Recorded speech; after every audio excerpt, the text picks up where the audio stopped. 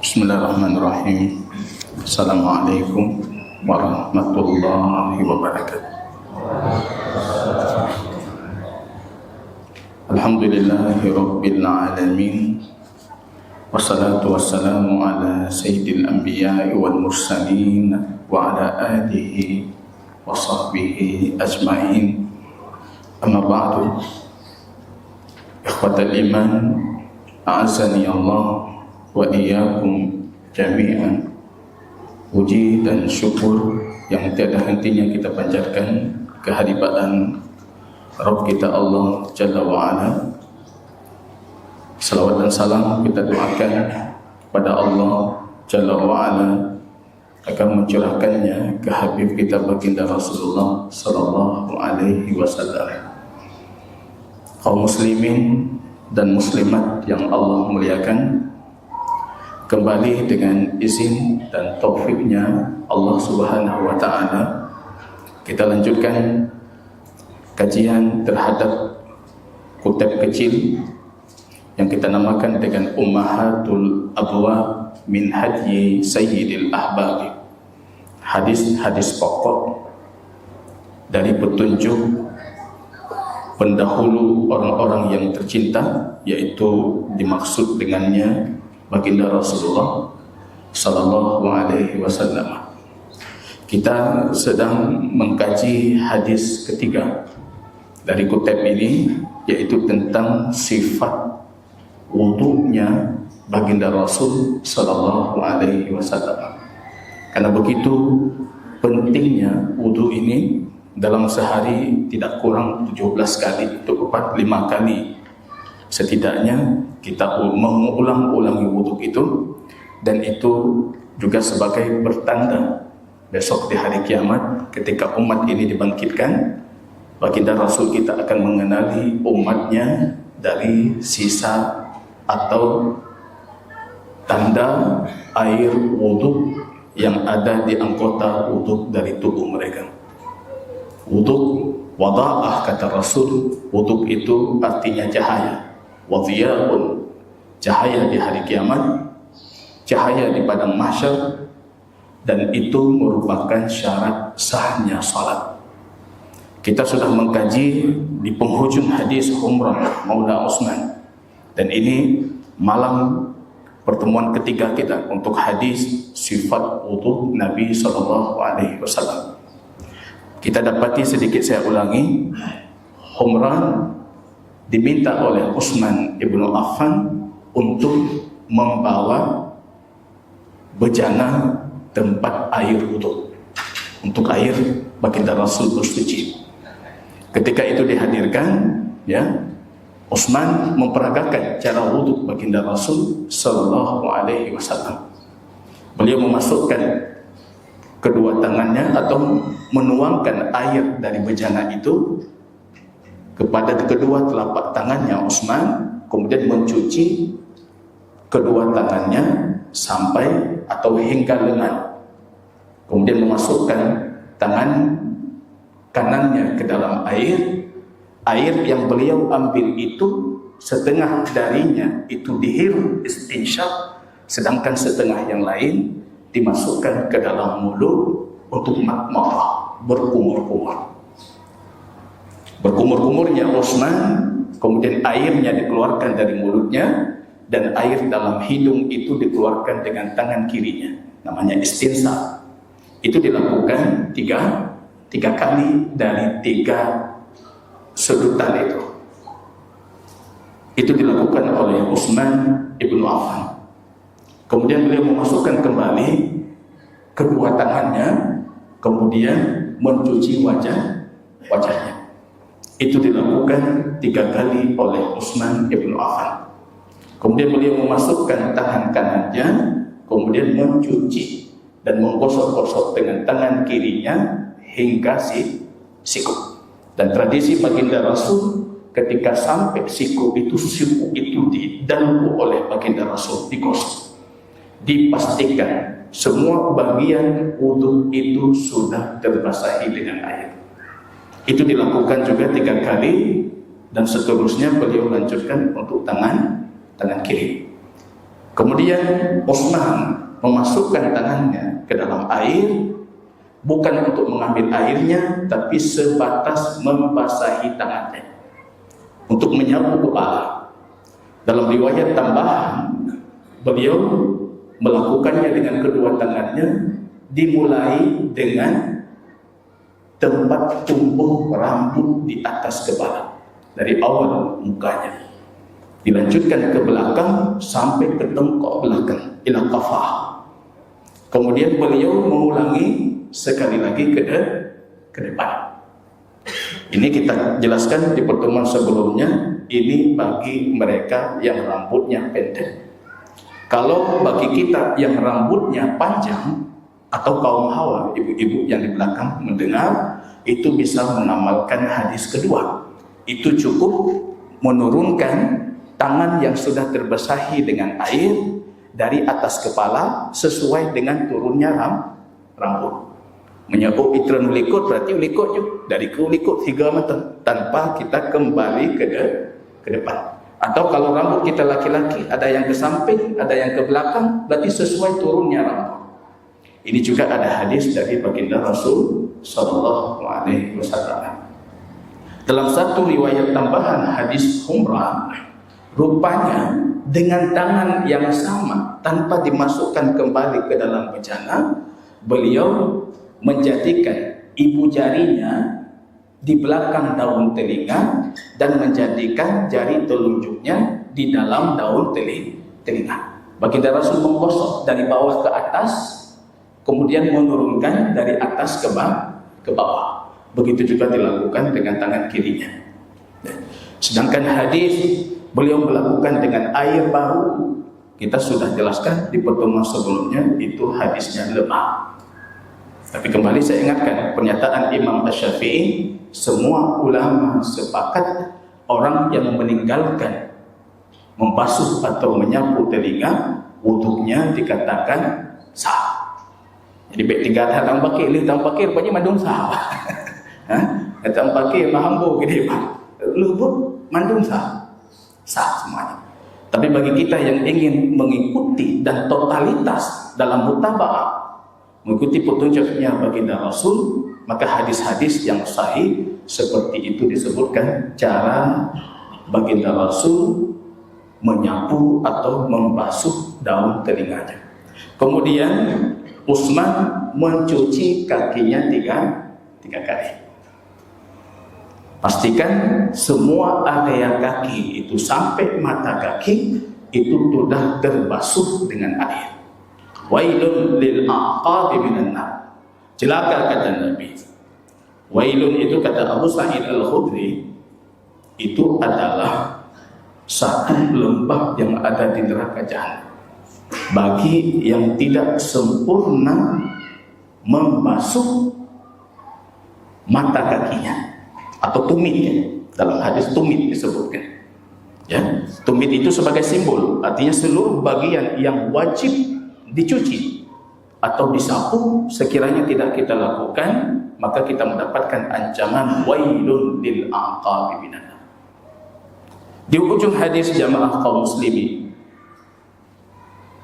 Utsman selesai mempraktekkan tata cara wudu ini, mengatakan ra'aitun nabiyya sallallahu alaihi wasallam yatawaddau nahwa wudu'i hadza. Aku melihat baginda Rasul berwudu seperti wuduku yang tadi. Yang menariknya ada riwayat yang lain dan beberapa riwayat tambahan dari hadis umrah. Rupanya sebelum Utsman mempraktekkan itu bertanya dulu, kamu lihat Rasul wudu? Saya lihat. Kamu lihat? Saya lihat. Kamu lihat? Saya lihat. Sekarang coba lihat yang saya praktekkan itu sesuai tidak dengan yang Rasulullah lakukan. Berarti ini validitasi. Divaliditasi dulu. Betul lagi nya? Betul.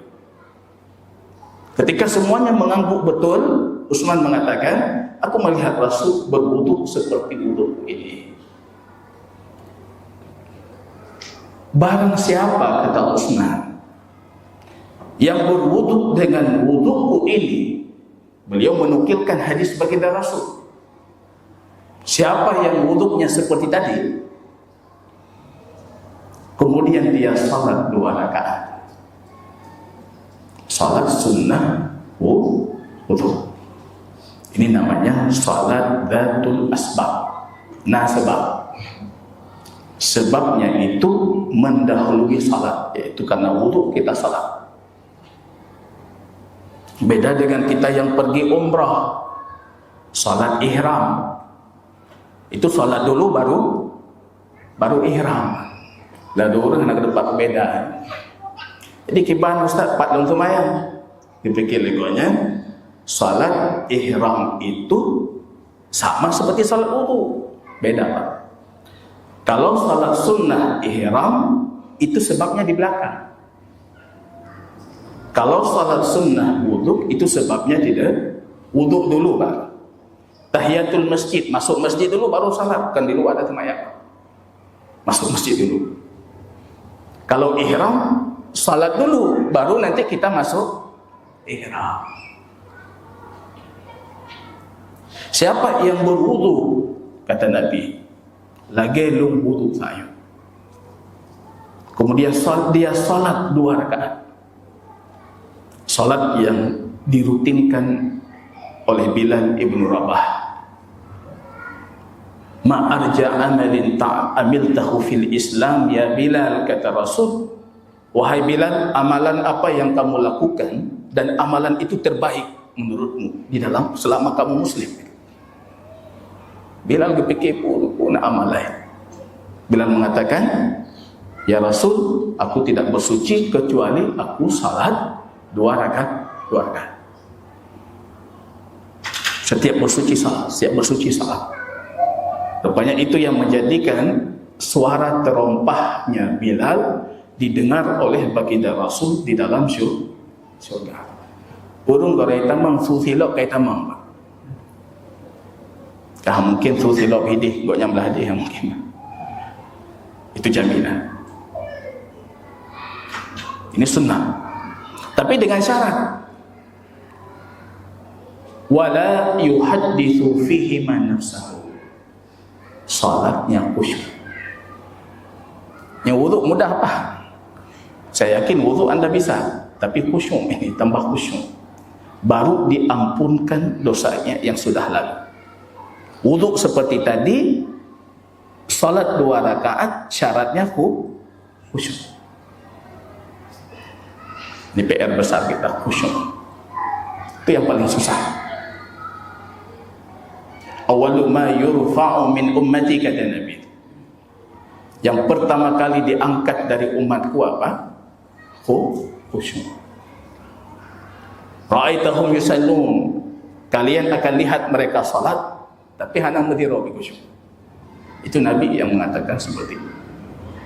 Kalian melihat mereka salat tapi enggak ada dari mereka yang salatnya khusyuk. Ini PR besar. Kalau cuma meniru tata cara wudu, kita bisa. Apalagi Nabi kita mengatakan nahwa wudu'i hadza. Nahwa itu tidak persis. Karena kalau persis tidak mungkin bisa kita tiru. Tapi nahwa itu mirip dengan wudu'ku itu. Mirip saja sudah cukup, Pak. Persis lagi Nabi sempurna, saya rasa enggak mungkin juga. Maka Nabi mengatakan nahwa wudu'i hadza, berwudu mirip dengan wudu'ku tadi. Kemudian dia salat 2 rakaat, la yuhaddisu fihi ma nafsahu. Dan dia tidak melakukan hadisun nafs. Ini apa itu hadisun nafs? Dalam bahasa Arab, ketika satu muncul di hati keinginan, cuma terlintas, itu namanya khatirah, Pak. Khatirah itu lewat itu, hana masalah. Kita bukan malaikat, pasti lewat. Tak kalau nyoba cukan lewat baju. Tapi ketika yang lewat itu diulang 3 kali, 2 kali dia muncul, itu namanya hajaz. Itu juga enggak masalah, Pak. Tapi kalau hajaz tadi udah berulang-ulang, ini namanya hadisun nafs. Berarti khusyuknya sudah hilang. Ini PR besar. Karena yang melawan khusyuk itu cuma umat Muhammad. Yahudi hendak pilih khusyuk, berarti kau khusyuk juga. Pada di YouTube di Batu Retapan, Imat Batu Retapan ikli juga. Nasrani nangis. Tapi Muslim ini yang susah. Tebit dari masjid tergerih-gerih sang kabeh mandu. Ditanyakan kepada Imam Abdullah ibnu Abbas, seorang Yahudi bertanya, kalian selalu berbicara susah khusyuk dalam salat, susah khusyuk dalam salat. Kami orang Yahudi waktu salat langsung khusyuk. Dipikirlah Yahudinya bereka agama baik sembahyang langsung khusyuk. Apa kata Imam Ibnu Abbas? Apa yang hendak dilakukan syaitan dengan salat yang sudah rusak? Ibadah teh anak terima engko apa taruh oleh syaitan? Syaitan anak buat. Yang diganggu itu yang salatnya diterima, ini kita. Ada syaitan namanya khinsib. Ini salah dengar kebunan ni. Kadang jamaah ya depan. Nah, syaitan khinsib. Idza adzana al-muadzin, ketika dikumandangkan adzan lari dia. Wala hudurat, dia meninggalkan kentutnya yang berbunyi bersuara di belakangnya, saking takutnya dengan suara adzan. Kalau ini ciri-ciri khinzib, hampir mayoritas masyarakat kita khinzib. Atau dengar suara enggak minah. Duduk kat masjid, kagak dengar suara, kaji aja. Khinzib tu lagi. Idan qada, selesai adzan balik. Idza thuwiba, ketika iqamah lari lagi dia. Idan qada, selesai iqamah balik lagi. Yahulu bainal mar'i wa qalbi. Duduk di sini di adaran hati kita. Di tempat gumpalan darah ini yang mengalir sekujur tubuh, di situ majra syaitan. Dia mulai berbisik dalam hadis, yudzakiruhu ma kana yansa, diingatkan apa yang dia lupa. Belum baru bang kejadian salat asar, karena terlambat datang ke masjid, tiba-tiba sudah iqamah, lung baga-baga ban lu mulai temayang, kai pingat syaitan. Kunci mata Mbak Honda. Kunci mata Mbak Hondanya, kita sambung mekarat, Pak. Yang phone khusyuk di kanan. Yang kedua Honda kan. Artinya langsung keluar, kita keluar tuh. Itu termasuk bagian yang Allah berikan rukhsah keluar. Khusyuk itu lebih penting. Bukan salat dilakukan, tapi salat yang khusyuk. Itu kerjanya khinzib, diingatkan. Ada jamaah yang bertanya, kalau saya lupa sesuatu boleh enggak saya salat? Supaya diingatkan syaitan. Tapi hai pingat bang, hanakan pingat. Dan anda sudah melakukan kesyirikan, meminta bantuan syaitan. Syirik plus hani pingat. Kasyirik hai pingat. Dia memang ingin merusak ibadah yang saleh. Itu berat, khusyuk. Kesimpulannya jamaah, karena saya ingin kita buka diskusi tentang sifat wudu. Khusyuk itu bukan proses. Kalau ada orang mengatakan saya akan salat khusyuk, nyanhan akan khusyuk, tidak mungkin dia khusyuk. Khusyuk itu output hasil dari proses yang panjang.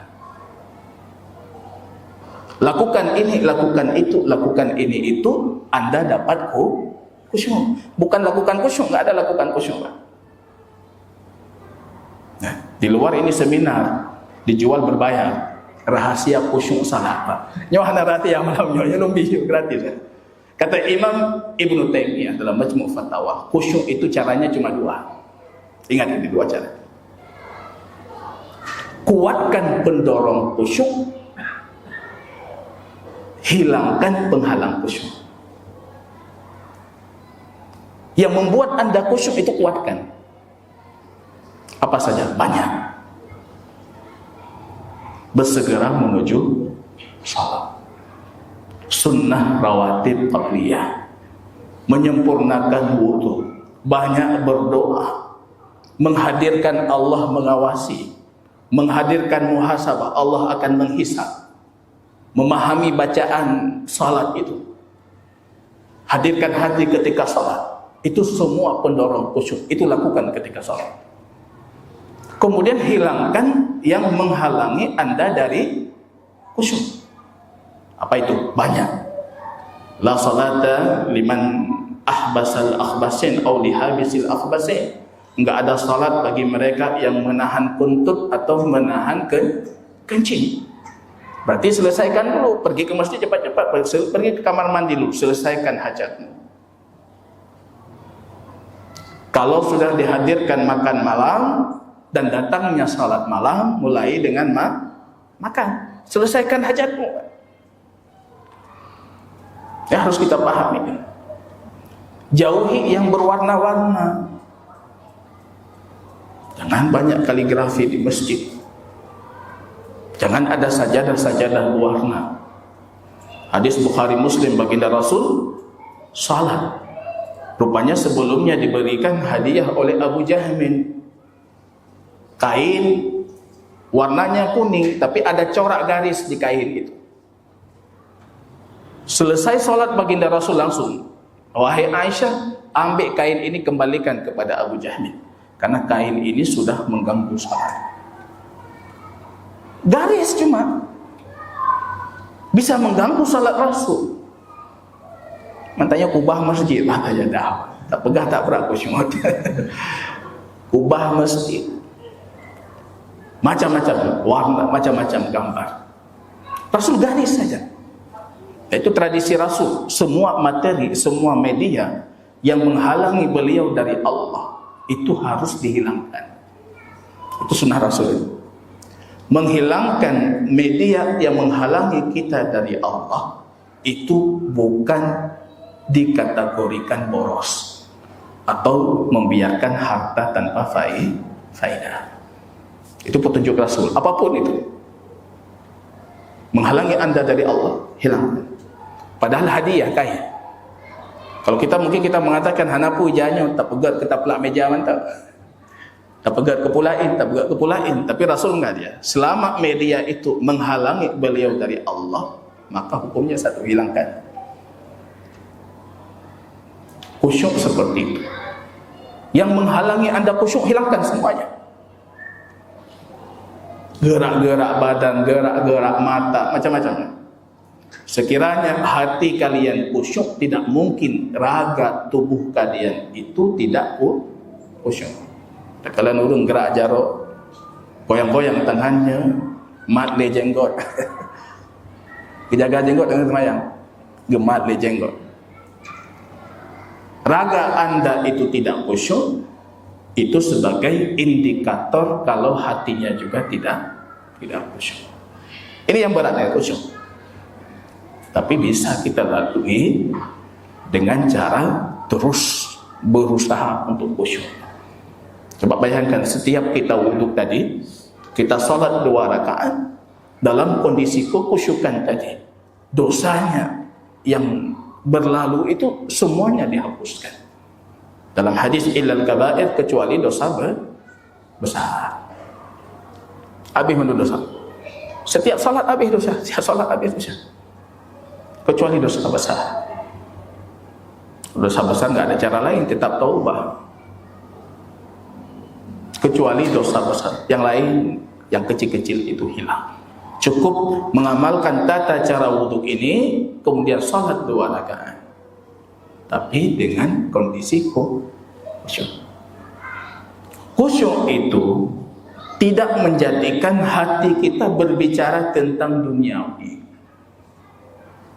Kalau berbicara tentang akhirat tidak masalah. Umar Ibn Khattab mengatakan, ketika aku salat, aku menyusun strategi pasukan perang. Tengah kesemayang kepikir, nyopat tak peduk pasukan, tak peduk, ho tak kirim, ho tak yuja. Lagi salat. Apakah Umar tidak khusyuk? Khusyuk. Karena strategi perang itu bagian dari jihad. Jihad itu ukhrawi, bukan duniawi, enggak masalah. Selama hati kita berbicara tentang akhirat, itu sama sekali tidak mengganggu kekhusyukan. Tapi ke perkara duniawi itu yang masuk ke dalam yuhaddis fihi ma nafsahu. Yang sigam je belum pay hutang baik ingat di tengah temayang tengah. Tak putran bawa teto tengah temayang. Itu yuhaddis fihi enggak dapat. Ini sulit. Tapi bisa kita usahakan dengan cara kuatkan pendorong khusyuk, minimalisirkan atau hilangkan yang menghalangi kita dari khusyuk. Jamaah kaum muslimin, saya anggap ini kalau kita detailkan panjang hadisnya. Satu hadis 3 pertemuan itu sudah menyelisihi konsep awal kita. Satu hadis lebih 2 pertemuan. Tapi kita ingin juga membuka pertanyaan tentang perihal sifat atau tata cara wudu. Jazakumullahu khairan katsira. Kalau ada yang mau ditanyakan, kita persilakan.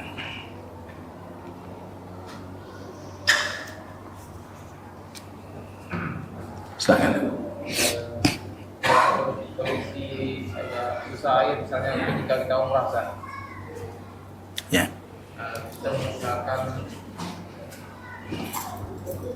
Kita menggunakan botol air di dalam botol air Zamzam sedikit misalnya. Ada juga orang memasukkan ke dalam botol spray. Itu memang memudahkan basahnya. Untuk kan semprot wajah lebih cepat basahnya daripada dituangkan ke tangan. Itu mana pilihan yang lebih bagus dengan air yang sama. Ya. Baik, kita tahu petunjuk dari baginda Rasul, beliau berwudu dengan satu mud, berarti sekitar 250 ml atau sedikit lebih banyak dari aqua gelas. Mandinya Rasulullah satu sa, berarti 4 kali itu. Itu petunjuk baginda Rasul. Apakah ini batasan minimal? Banyak para ulama mengatakan ini batasan minimal. Berarti di bawah ini wudunya tidak sah. Karena nggak dapat itu nilai membasuh, menyuci. Airnya harus mengalir. Kalau air botol lebih kecil dari standar yang digunakan oleh Rasul, itu belum tentu airnya mengalir. Nanti larinya menyapu, bukan membasuh. Maka ini yang saya ingatkan jamaah umrah untuk tidak menggunakan penyemprot air. Karena itu namanya al-mashu, menyapu. Tidak sampai air mengalir. Banyak Disemprot banyak sekali, tapi harus dalam kondisi banyaknya, jangan ini banyak, ini baru disemprot sedikit, turun dia, semprot sedikit, turun, harus mengalir, air harus mengalir. Dan untuk apa? Masjidil Haram ini idam zampihna. Mudah sekali di tempat aliran air minum itu kita biasa berwudu di situ. Kalau Anda mempraktekkan wudunya Rasulullah, itu sama sekali tidak mencemari tempat Anda berwudu. Karena airnya sedikit yang kita gunakan. Jadi kalau semprot-semprot itu dikhawatirkan tidak mendapatkan hukum membasuh. Jangan digunakan. Wallahu ta'ala a'lam bishawab. Silakan. Masalah ini masalah mengusap kepala, ada yang ini ada gunanya seperti itu, Ustaz. Ya, baik. Jadi kita dapati ada yang mengusap kepala hanya sebagian dari rambut. Yang mana petunjuk dan dalilnya? Kalau Anda bertanya tentang hadis dan pendapat mayoritas para ulama, mereka semua sepakat. Ulama semua sepakat, lintas madhab, apapun madhabnya. Cara menyapu kepala yang paling baik adalah menyapu seluruh permukaan kepala. Madhab Syafi'i seperti itu. Madhab Imam Ahmad apalagi. Kalau dalam mazhab Hambali itu syarat sah bahkan. Bukan syarat maksimal tapi syarat sah. Kalau tidak menyapu seluruh permukaan maka tidak sah. Jadi kalau kita keluar dari khilaf para ulama, perselisihan para ulama, ya sudah sapu semua kepala. Tidak ada seorang ulama pun yang mengatakan wudhu Anda tidak sah. Tapi yang ditanyakan bagaimana mereka yang menyapu sebagian kepala saja. Bacut lah. Cukai bacut. Yang keliru, mereka yang meyakini wudhu itu memang seperti itu. Kalau sudah disempurnakan, yang wudhu Wahabi. Padahal dalam kitab Syafi'iyah semuanya mengatakan wudhu yang sempurna untuk kepala itu menyapu seluruh permukaan. Cuma yang disebutkan oleh Imam Asy-Syafi'i itu batasan minimal. Itu umum hudib minimal tapi bak gaji lah KPE tapi. Waktu berbicara menyapu batasan minimal. Imam Ahmad memahami ayatnya. Famsahu biruusikum. Ini kata ba ini Pak, yang pengaruh itu di ba sabah hurufnya Pak. Karu umat bina gara-gara sabah huruf. Al-ba. Ba itu punya 8 arti dalam bahasa Arab. Salah satu dari arti ba itu isti'anah. Kita mengatakan bismillahirrahmanirrahim. Aku minta pertolongan dengan nama Allah. Itu ba isti'anah. Arti ba yang kedua ilsak. Ilsak itu nempel. Itu yang dipahami oleh Imam Ahmad rahimahullah. Ketika menyapu kepala berarti tangan harus nempel di rambut. Imam Asy-Syafi'i memahami ba itu tabi'iyu, sebagian. Ini diperselisihkan oleh para ahli bahasa. Ba punya arti sebagian atau tidak?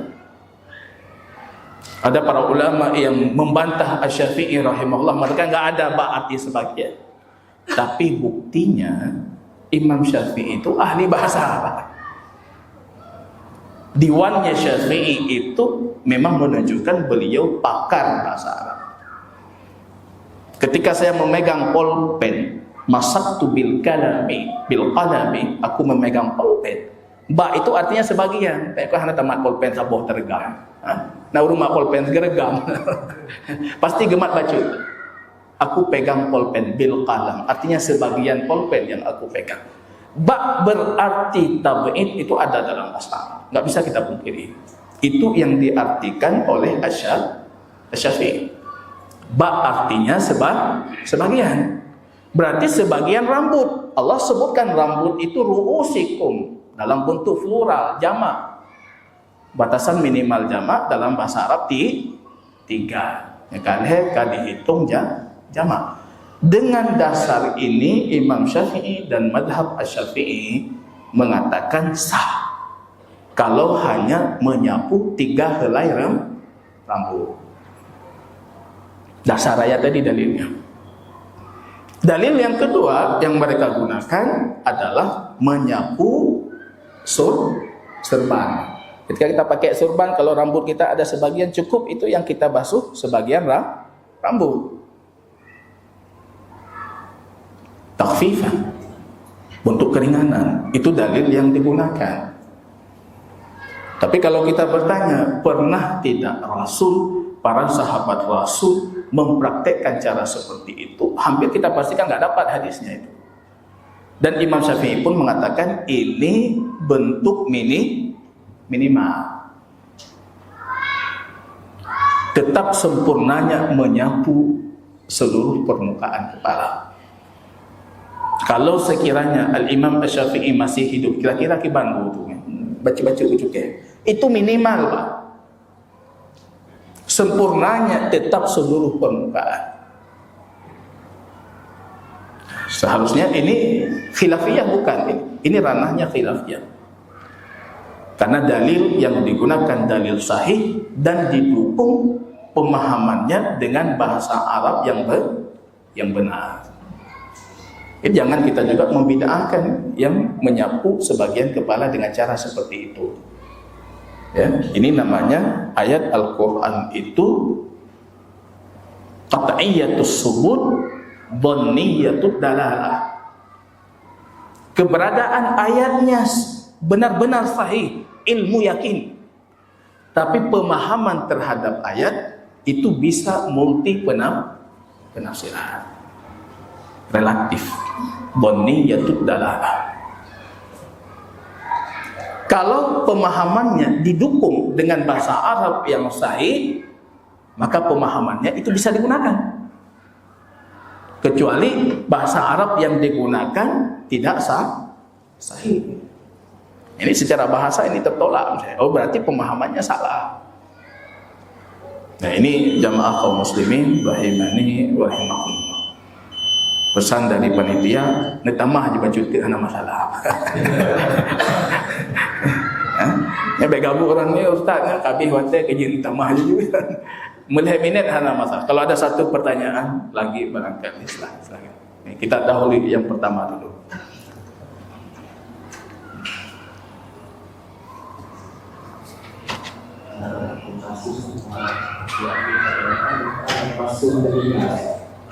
Ya.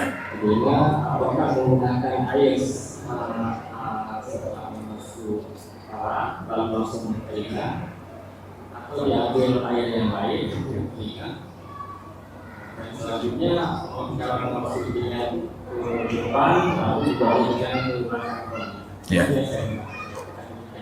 Ya. Baik, kalau tentang membasuh atau apakah menyapu atau membasuh telinga. Ya, sedangkan hadis telinga itu bagian dari wajah, itu hadisnya lemah.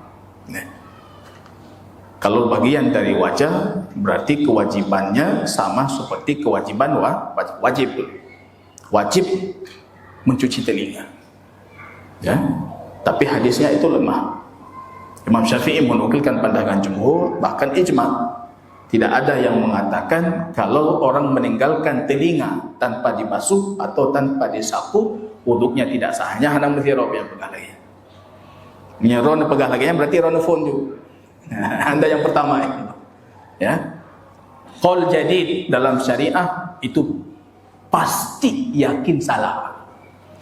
Kalau ulama sebelumnya enggak ada satupun yang berpendapat seperti itu, tiba-tiba Anda kasih pendapat. Itu terhitung pendapat baru dan itu murni salah, pasti salah. Karena kalau itu kita benarkan, pendapat sebelumnya kita salahkan. Anda sudah menuding umat Muhammad semuanya salah. Dan tidak mungkin umat ini semuanya salah. Maka jangan pernah memunculkan pendapat baru dalam perkara yang para ulama kita dulu sudah berselisih. Anda datang dengan pendapat keempat atau pendapat ketiga, itu jangan sama sekali, itu jangan. Itu menunjukkan kita sangat bodoh tentang syariah ini. Itu Imam Syafi'i mengatakan enggak ada yang mengatakan tadi tidak sah. Bagaimana caranya? Yang sahih dari hadis, sebagaimana yang sudah kita sebutkan, itu baginda Rasul melanjutkan. Selesai menyapu kepala, langsung tanpa memasukkan tangannya ke air, ya, menjadikan ibu jarinya di luar daun telinga, jari telunjuknya di dalam daun telinga. Diusap ke atas, diturunkan ke bawah. Ya, dipastikan bagian telinga itu sudah terbasuh air. Sedangkan menggunakan air baru, itu sudah dipastikan hadisnya tidak sahih, marfu' ke Rasul enggak sahih. Tapi kalau sampai ke Abdullah ibnu Umar, itu sahih. Berarti kemungkinan itu perbuatan Ibnu Umar, tidak sampai ke Rasul. Kalau ada yang melakukan seperti itu, ya tidak masalah juga. Anda mengikuti asar Ibnu Umar. Kita tahu Ibnu Umar kan bukan orang cilik-cilik juga. Beliau itu dari semua sahabat yang paling gigih meneladani baginda Rasul itu Ibnu Umar. Bukan perkara ibadah saja, perkara jalannya, perkara makannya. Itu Ibnu Umar pasti meniru Rasul, kipas Rasul punya. Bahkan apa yang Rasul gemari dari makanan, minuman, itu ditiru oleh Abdullah ibnu Umar. Anda mungkin mengambil itu, dan kita mengatakan ini yang sahih atau yang kuat secara dalil dengan cara yang kita sebutkan tadi. Wallahu ta'ala a'lam bishawab. Kata tambah. Silakan.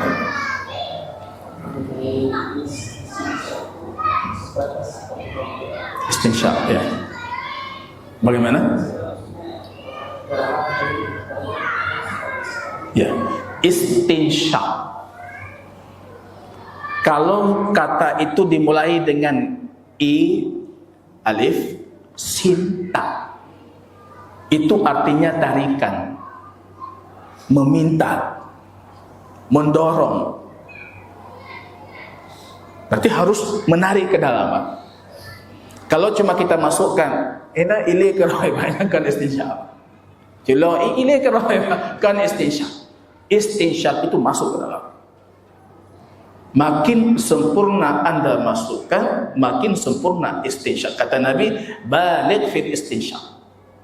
Berlebih-lebihan kalian ketika menghirup air, kecuali dalam kondisi puasa. Karena ya puasa tumbuh beladi. Kaita mau kena kamu karananya.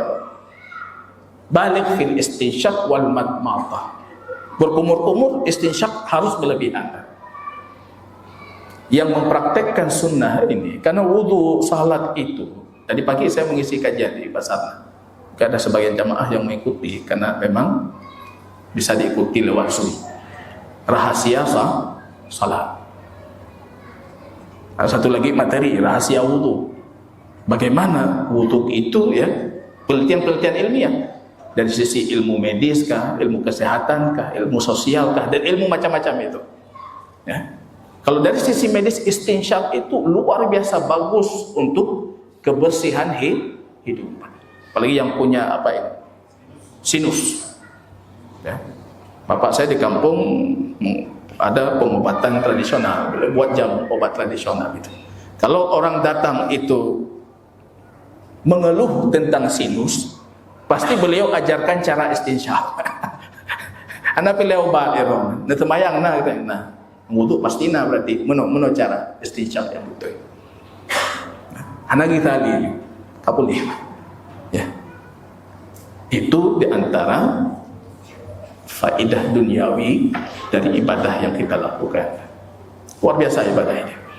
Ya, kalau ada yang mengikuti kajian tadi pagi itu, ya, kita bisa melihat bagaimana dari setiap gerakan salat, setiap ini itu ada mukjizatnya. Karena ini memang wahyu dari Allah Rabbul Alamin, Al-Alimul Hakim, yang maha bijak, yang maha mengetahui apa yang dibutuhkan oleh hambanya itu. Ini letak kesehatan kita. Wallahu ta'ala a'lam bishawab. Saya rasa kita cukupkan. Ini bagaimana? Kita lanjut pertemuan ke depan, insyaallah. Boleh nanti di akhir ditanyakan. Jazakumullahu khairan katsiran. Subhanakallahumma wa bihamdika asyhadu an la ilaha illa anta astaghfiruka wa atubu ilaik. Assalamualaikum warahmatullahi wabarakatuh.